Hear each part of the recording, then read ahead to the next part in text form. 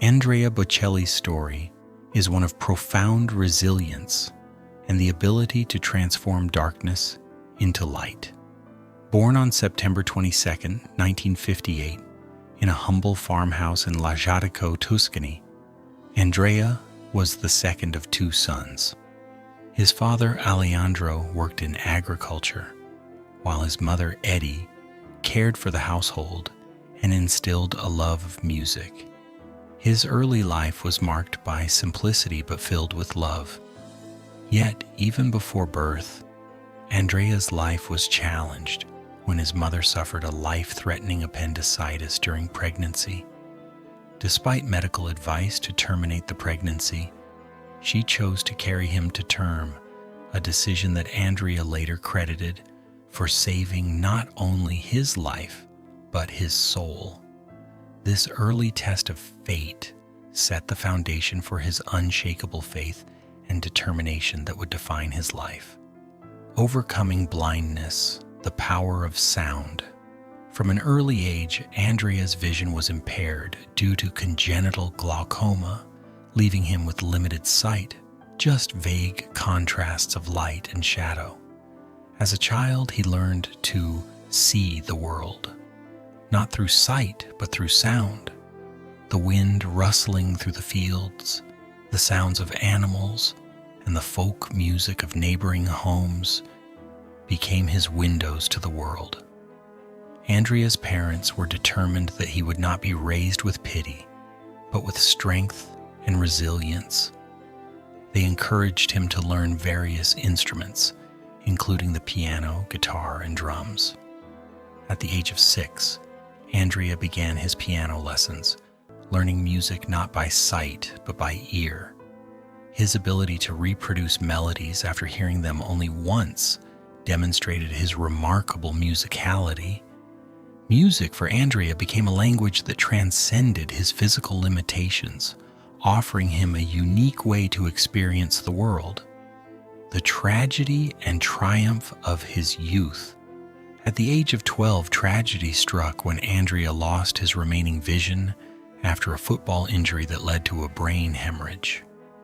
The loss of sight could have crushed many, but for Andrea, it became a turning point. Despite the darkness that enveloped him, Andrea's spirit was far from defeated. During his recovery, he heard a recording of the legendary tenor Franco Corelli, which moved him deeply. He was struck by the power of the human voice and felt an undeniable calling to pursue a career in music. Andrea later referred to this moment as his awakening.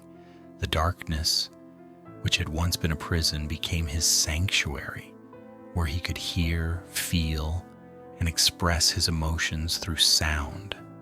From then on, he dedicated himself to mastering music, not just as an art form, but as a path to personal freedom. Musical education and early struggles. Andrea's musical journey continued with him attending a boarding school for the blind, where life was difficult and lonely.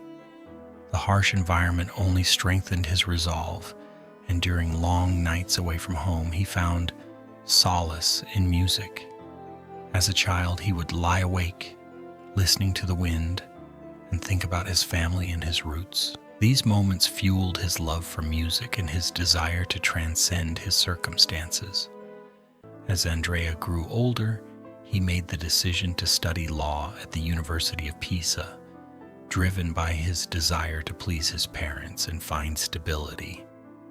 Though he was passionate about music, he committed to his studies, using a tape recorder to capture lectures and relying on his extraordinary memory.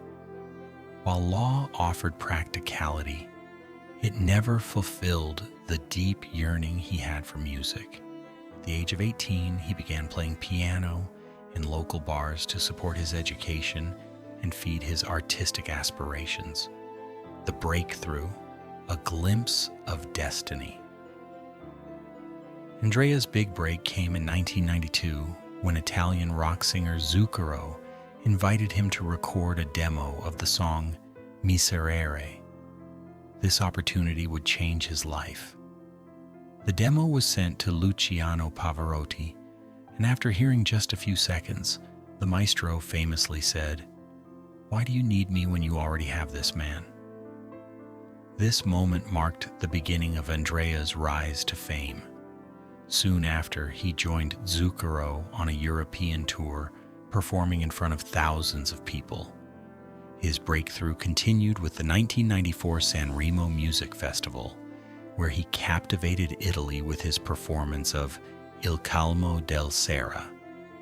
This victory introduced him as a rising star in the world of classical and popular music.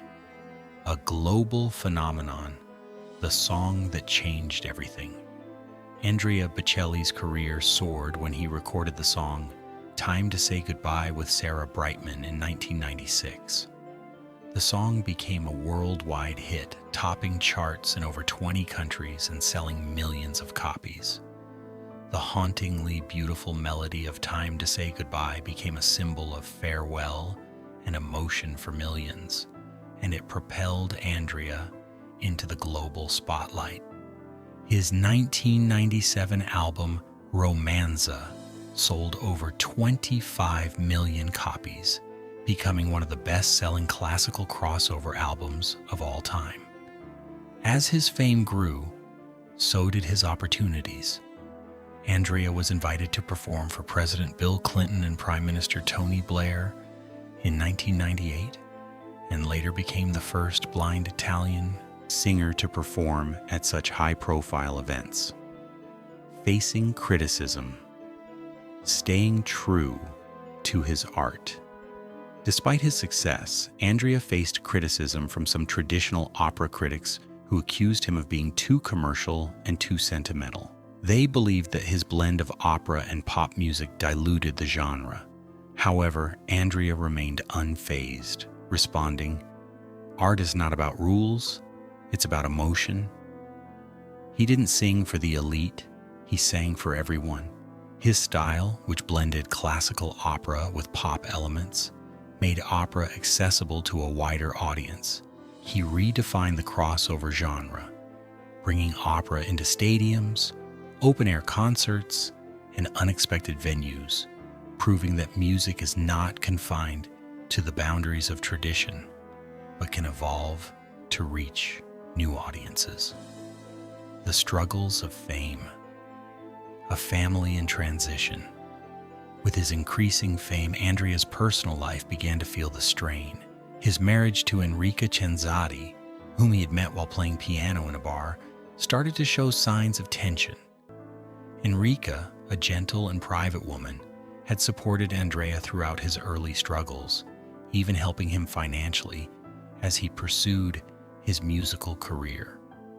However, as Andrea's career exploded, the distance between them grew. Enrica preferred a quieter life away from the spotlight, while Andrea's public life became more demanding. Over time, the couple's worlds diverged, and they divorced in 2002 after 10 years of marriage. Despite the separation, Andrea spoke kindly of Enrica, acknowledging the sacrifices she made for him and their family.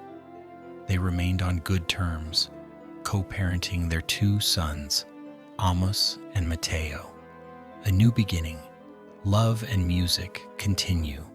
In 2014, Andrea remarried Veronica Berti, and the couple has since built a life together.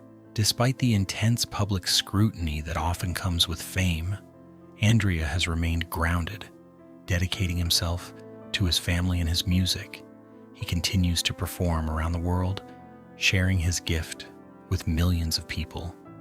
His voice, which once filled dark rooms and silent spaces, now fills grand concert halls and open-air arenas, touching hearts across the globe. Andrea Bocelli's life is not just a story of fame and success, but of resilience, love, and the transformative power of music. From the small village of Lajarico to the grand stages of the world, Andrea's journey serves as a testament to the power of the human spirit.